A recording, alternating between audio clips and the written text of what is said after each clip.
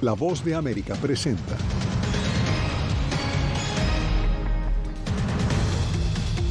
Expectativa en Estados Unidos ante la imputación de Donald Trump, el primer expresidente en enfrentar un proceso penal. AMLO llega a la zona de la tragedia en Ciudad Juárez, donde murieron 39 migrantes, mientras que en Guatemala, familiares de víctimas claman por justicia. Y tras 50 años en cautiverio, el acuario de Miami decide liberar a una de sus estrellas, la ballena orca Lolita.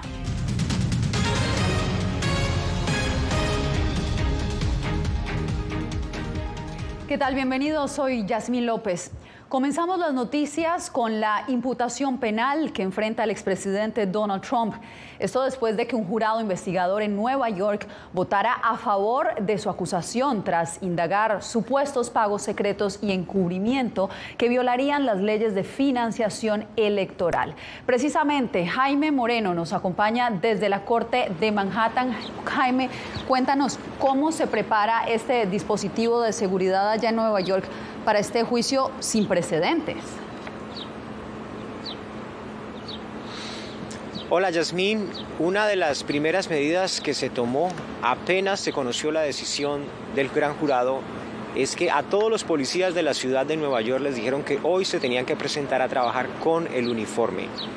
La segunda acción es que el servicio secreto que le presta la seguridad, la protección al expresidente Donald Trump está coordinando con la seguridad de la Corte y con la seguridad de la ciudad todo el operativo para la presentación del exmandatario estadounidense aquí en la Corte este próximo martes a las 2 de la tarde, en donde le van a tomar las huellas digitales, le van a tomar una fotografía y también él va a recibir de primera mano los cargos por los cuales está siendo acusado en esta corte. En un hecho sin precedentes, un jurado investigador integrado por 23 personas votó para que el expresidente Donald Trump fuera acusado, según pruebas que aún no son del conocimiento público. El juez asignado a mi caso de caza de brujas, un caso por el que nunca se han presentado cargos antes, me odia. La Fiscalía del Distrito de Manhattan, que lleva el caso, defendió la decisión en una carta de 6 hojas enviada a representantes republicanos que asegura están haciendo solicitudes fuera de sus competencias legales y que violan el proceso. Los cargos fueron presentados ayer por ciudadanos de Nueva York en cumplimiento de su deber cívico como miembros de un jurado investigador que encontró causa probable para acusar al señor Trump de haber cometido delitos. Los cargos, que se presumen son más de 2 docenas, se conocerían el próximo martes, día en que se espera comparezca Trump ante la corte y en el que él ha dicho podría ser detenido, por lo que convoca a sus seguidores a manifestarse. Podrían pasar meses antes de que haya un juicio real, por lo que no enfrentará un tiempo en prisión hasta que se lleve a cabo el juicio, haya una condena y una detención ordenada por el juez. Eso podría ser a finales de este año o el próximo. El ex vicepresidente Pence, quien se ha dejado ver lejos de Trump, calificó la imputación como un procesamiento político sin trato imparcial. El hecho lo ve como preocupante.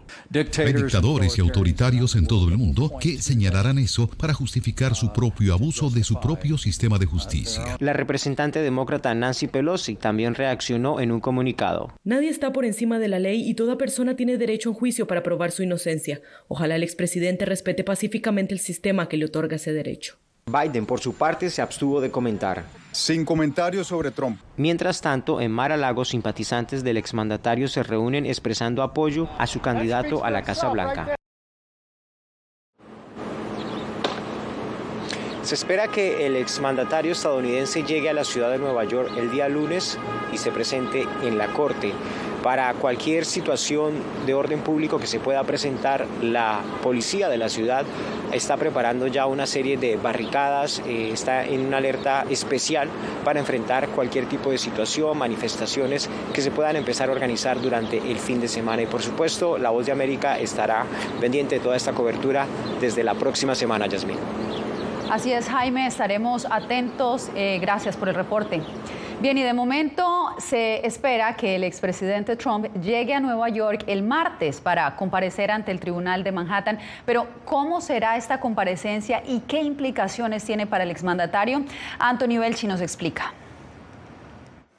La imputación del expresidente de Estados Unidos, Donald Trump, por la causa relacionada con un pago a la actriz porno Stormy Daniels a cambio de su silencio abre la puerta, según algunos expertos constitucionalistas, a un territorio inexplorado, porque es la primera vez que un presidente debe comparecer ante la justicia para afrontar cargos criminales. La primera vez que un expresidente se le encausa. Esto abre un camino incierto para la estabilidad política norteamericana, pero al mismo tiempo nos demuestra que este es un país donde nadie está por encima de la ley. Una vez se inicie el proceso, el tribunal deberá determinar si el magnate participó en el pago de $130.000 a Daniels, tal y como se desprende de la investigación y que avaló el exabogado personal de Trump. Muchas veces ignoré mi conciencia y actué leal a un hombre cuando no debería haberlo hecho. Sentado aquí hoy, parece increíble que yo estuviera tan hipnotizado por Donald Trump, que estaba dispuesto a hacer cosas por él que sabía que estaban absolutamente mal. El Departamento de Policía de Nueva York, el Servicio Secreto de Estados Unidos, los Marshals y los oficiales de la Corte Estatal de Manhattan están preparando un plan conjunto para coordinar la comparecencia de Trump y seguir los protocolos pertinentes. Normalmente es lo que se hace, se trae a la persona, se les toman las huellas digitales, se le ponen las esposas, se le saca una foto y se le presenta ante el juez. El abogado de Trump ha asegurado que no se le esposará. Hasta el momento se desconoce cómo hará la fiscalía para que Trump se desplace a Nueva York desde Florida, el estado donde reside el expresidente. El gobernador Ron DeSantis ha asegurado que no atenderá una petición de extradición. Anthony Belchi, Voz de América. Cambiamos de información. El mortal incendio en un centro de detención de Ciudad Juárez sigue generando debate en México. Hoy el presidente Andrés Manuel López Obrador llegó al lugar y creó polémica por evitar un encuentro con los migrantes. Vamos con Jacopo Luzzi, quien nos acompaña en vivo en el lugar de la noticia. Jacopo, tú tienes los pormenores, cuéntanos. Bueno, Yasmín, en una va blanca y sin llamar la atención, el presidente AMLO llegó a la ciudad de Juárez para un evento privado que pero no tenía ninguna relación con el incendio del lunes.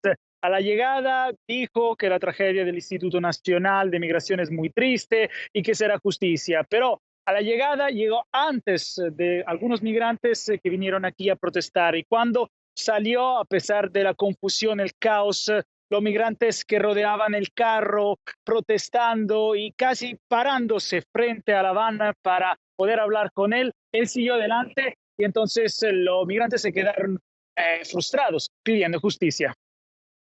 Merecemos respeto, somos seres humanos, no a la xenofobia. Pedimos que nos traten con amor, porque no somos delincuentes. Nosotros en este momento pedimos, en el nombre de todo el pueblo migrante del mundo entero que se consigue acá en territorio mexicano, pedimos justicia. Solo a los médicos, AMLO dijo que hablará a los médicos que están atendiendo a los 26 heridos, muchos de ellos que aún siguen en condiciones críticas. Entonces hay polémica sobre esta falta de interés del presidente y de las autoridades. Pero, Yasmín, la justicia sigue adelante. Mi compañero César Contreras, que participa en nuestra cobertura en equipo, ha preparado este siguiente informe sobre los últimos acontecimientos de la investigación. Si el presidente de México fuera como en realidad quiere ser, ¿por qué no nos hace una casa del emigrante? ¿Por qué no nos deja pasar tranquilamente?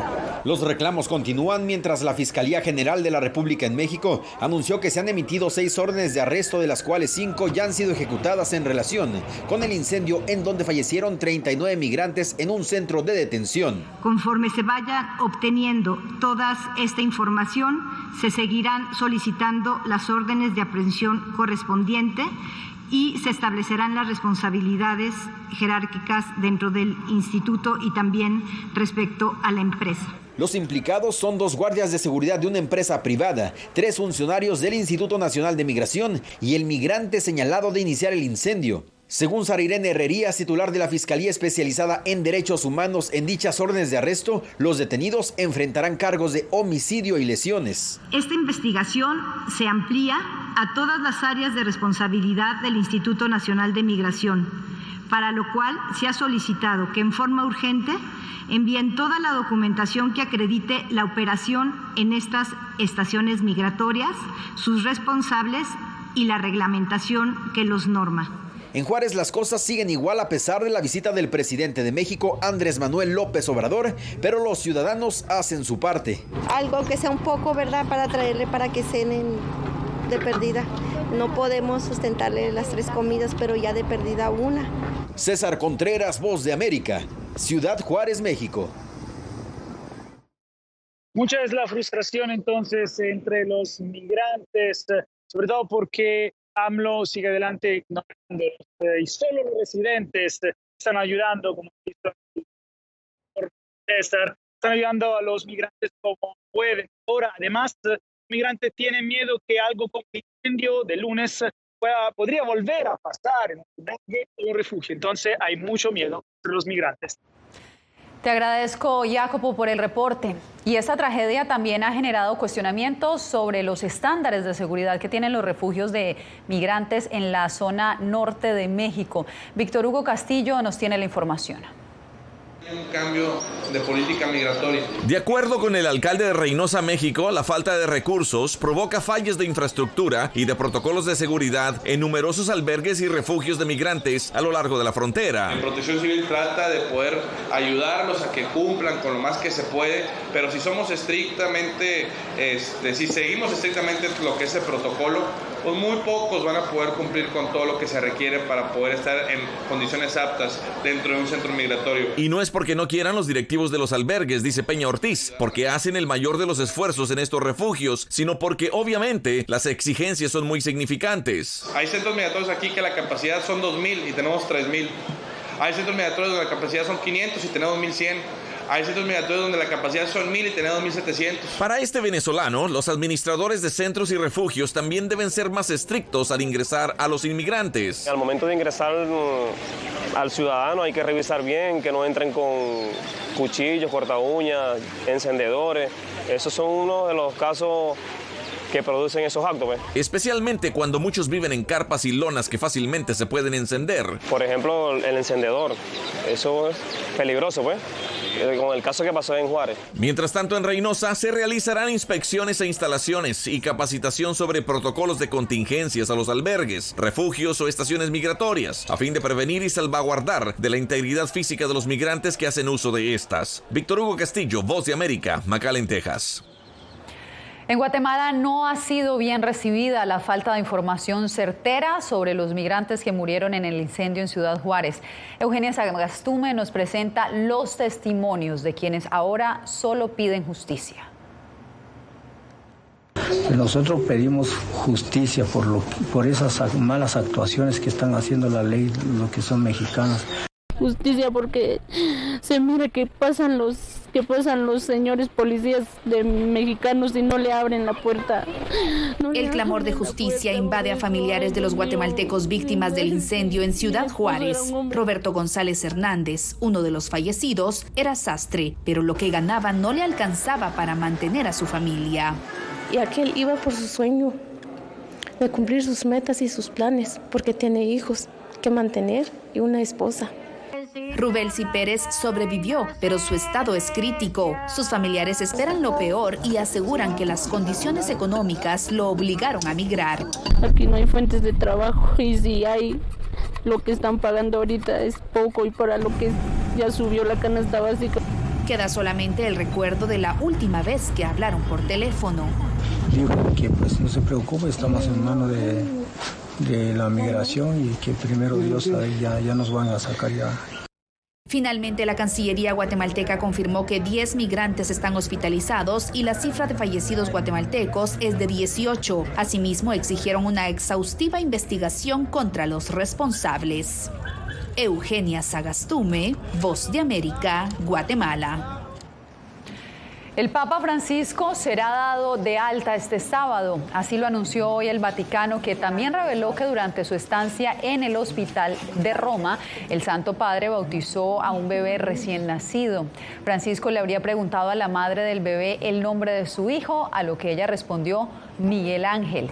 El máximo pontífice permanece en el centro médico desde este miércoles recibiendo tratamiento por bronquitis, pero se espera que esté presente para el inicio de la Semana Santa este Domingo de Ramos.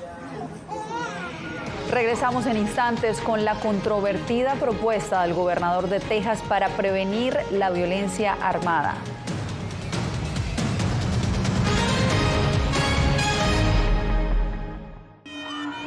Nunca pensé pasar 2 años y 7 meses en la prisión por nada más pensar diferente a las autoridades de Nicaragua. Una vez que bajamos del avión, acá en Estados Unidos, en Washington, nos damos cuenta que estamos libres porque no sabíamos si también veníamos a una cárcel, no sabíamos nada. El cuerpo como que siente el aire puro, la diferencia a estar en una prisión, ¿verdad?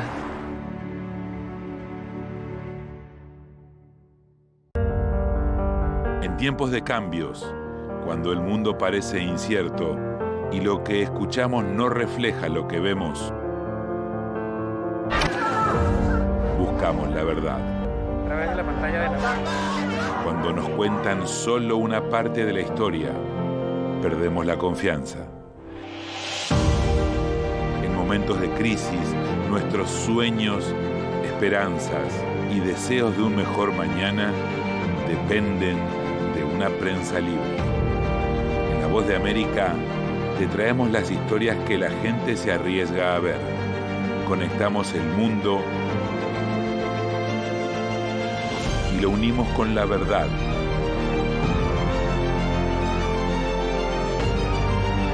En La Voz de América te presentamos el panorama completo.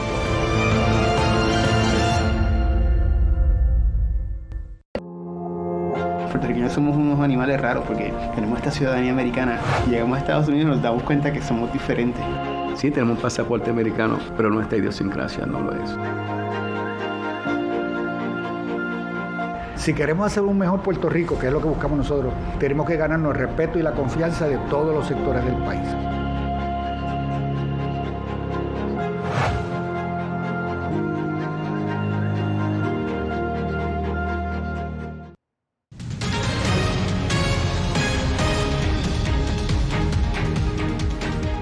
Estados Unidos anunció un nuevo paquete de ayuda para Ucrania de $113.000 millones, lo que lo convierte en uno de los paquetes de asistencia más grandes jamás aprobados por el gobierno estadounidense. Ahora el Congreso apunta a mecanismos de transparencia. $113.000 millones que muchos legisladores estadounidenses dicen que vale la pena. Nuestro esfuerzo no se trata solo de Ucrania y sus ciudadanos. Esta lucha es por las democracias de todo el mundo y por personas libres que se enfrenten a autócratas brutales como Putin. Pero hay dudas sobre el gasto adecuado de esos fondos. Estoy a favor de una auditoría del 100%. Quiero una transparencia absoluta. El año pasado, el presidente de la Cámara de Representantes, Kevin McCarthy, dijo que Estados Unidos no dará un cheque en blanco a Ucrania. 3 investigadores del gobierno estadounidense que supervisan la ayuda aseguraron esta semana que hasta la fecha no hay casos comprobados de fraude. Pero algunos republicanos expresaron su preocupación por la ayuda de Estados Unidos para pagar los salarios y pensiones del gobierno ucraniano, especialmente porque muchos estadounidenses tienen dificultades económicas. ¿Cómo es que es eso no solo pagar a los funcionarios del gobierno ucraniano que van de compras a París o lo que sea? Y otros piden un instrumento riguroso de auditoría. Pero esta semana, una propuesta del Senado para monitorear toda la ayuda a Ucrania bajo un solo investigador no se aprobó. Y es por eso que el debate es bueno, pero sí creo que el pueblo de Ucrania necesita nuestro apoyo. Recientes sondeos han mostrado que más estadounidenses miran con recelo la ayuda prometida que, según la Casa Blanca, seguirá durante el tiempo que sea necesario. Gesell Tobías, Voz de América, Washington. El gobernador de Texas está pidiendo endurecer la pena para quienes porten ilegalmente armas de fuego en ese estado. La iniciativa ya ha generado rechazo entre opositores, como nos informa Laura Sepúlveda. Una vez más, delincuentes fueron atrapados portando armas ilegalmente.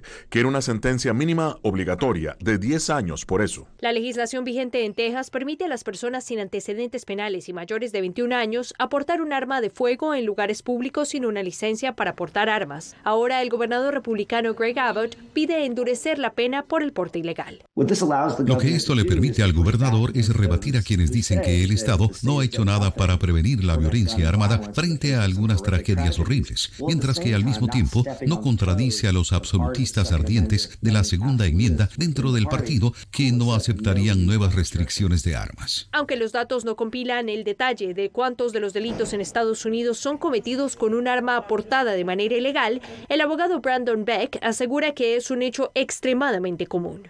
Que estamos criminalizando esto en exceso y que está creando todo tipo de otros problemas que ya hemos visto con la guerra contra las drogas. Beck señala que tiene otras consecuencias en la aplicación de la ley. El problema con los mínimos obligatorios es que le quita la decisión al juez, en este caso específico, y se la da a la legislatura de Texas. El experto en salud pública Daniel Webster destaca que no todos los casos son iguales, ni cuentan con los mismos agravantes.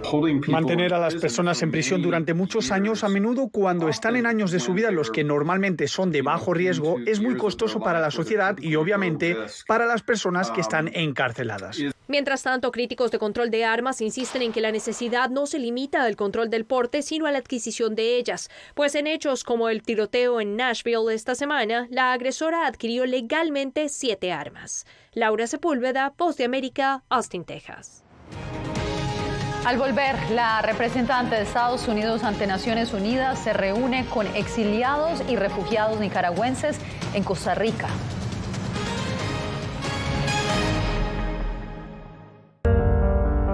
En tiempos de cambios, cuando el mundo parece incierto y lo que escuchamos no refleja lo que vemos, buscamos la verdad. A través de la pantalla de la...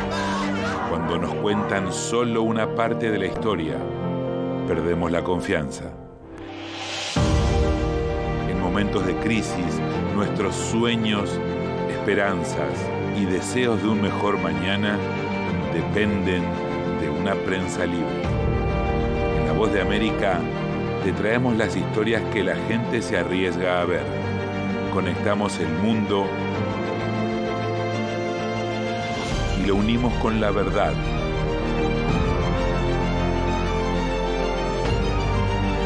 En La Voz de América te presentamos el panorama completo. ¿Qué tal? Desde Washington comienzan las noticias en El Mundo al Día. Día a día, desde la capital de Estados Unidos y donde se producen las noticias que más te impactan. El objetivo es llegar al otro lado de la frontera para pedir asilo. La Voz de América te conecta con El Mundo al Día. Los hechos más allá de la noticia. Para que tomes decisiones bien informadas. En el lenguaje que quieres, donde quieras y como prefieras. Conéctate con El Mundo al Día. Actualidad. Nos vamos a ver otra cepa nueva y otra cepa nueva. Análisis. En realidad, mucha de esta gente va a quedar parada de nuevo y va a ser una tragedia humana. Debate. Dejen la obsesión. La obsesión la tienen ustedes. Con la información más allá de los titulares. El tema energético es algo que se está analizando. La inflación es un problema global. 30 y 50 metros están ya las tropas. Su respuesta, doctor. Todas las semanas por La Voz de América.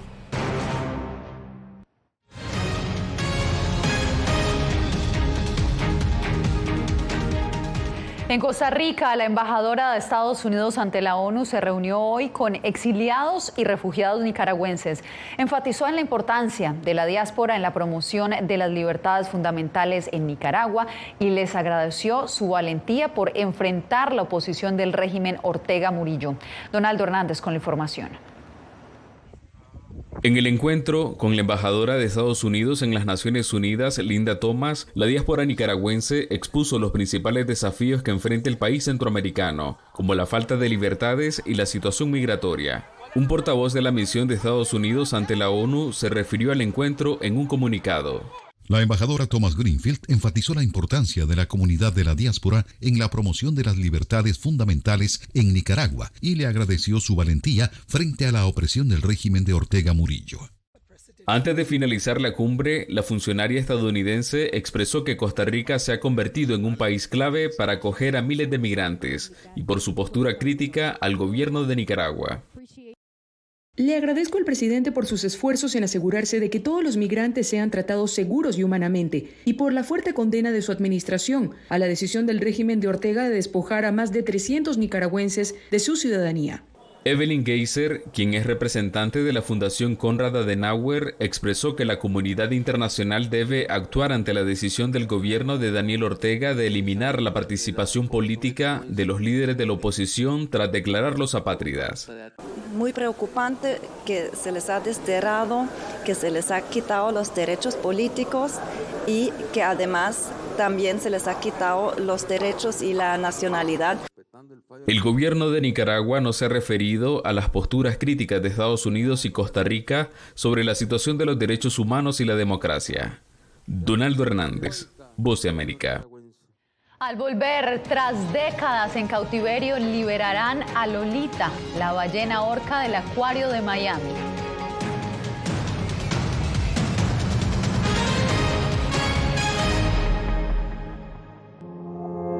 Puertorriqueños somos unos animales raros porque tenemos esta ciudadanía americana. Llegamos a Estados Unidos y nos damos cuenta que somos diferentes. Sí, tenemos un pasaporte americano, pero nuestra idiosincrasia no lo es. Si queremos hacer un mejor Puerto Rico, que es lo que buscamos nosotros, tenemos que ganarnos el respeto y la confianza de todos los sectores del país.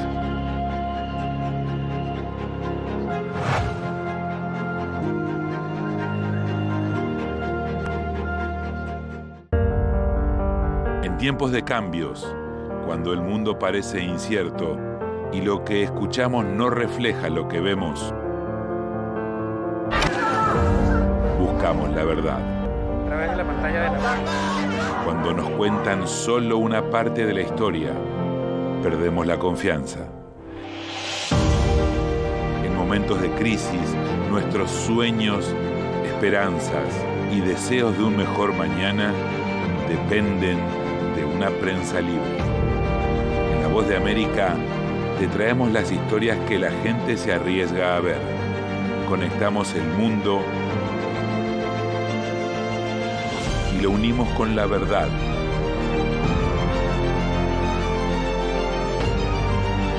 En La Voz de América te presentamos el panorama completo. ¿Qué tal? Desde Washington comienzan las noticias en El Mundo al Día. Día a día, desde la capital de Estados Unidos y donde se producen las noticias que más te impactan. El objetivo es llegar al otro lado de la frontera para pedir asilo. La Voz de América te conecta con el mundo al día, los hechos más allá de la noticia, para que tomes decisiones bien informadas, en el lenguaje que quieres, donde quieras y como prefieras. Conéctate con El Mundo al Día.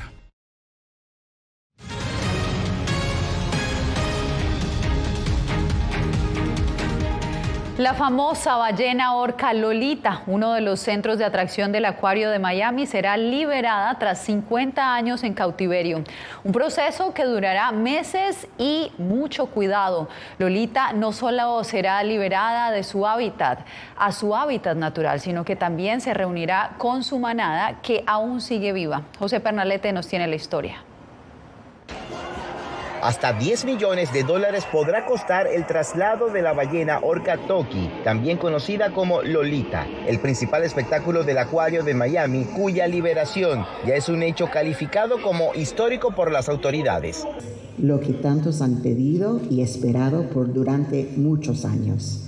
Bajo mi liderazgo, el condado de Miami-Dade supervisó con éxito la transferencia de la propiedad de Miami Seaquarium a Dolphin Company, quienes están cuidando de la salud de la ballena. Un proceso que se puede extender por 8 meses hasta que sea trasladada a su hábitat natural a bordo de aviones de gran carga. A ese paso se le llama el puente de Lolita, donde une dos puntos territoriales, dos grandes mundos que se han venido hablando y diciendo uno al otro, tú estás mal, no, tú estás mal, tú estás mal, hasta que viene Lolita. Es un puente que pasa sobre un río llamado Intolerancia y brincas ese río llamado Intolerancia para que la gente se comunique, camine y encuentre una forma de unir más que de separar.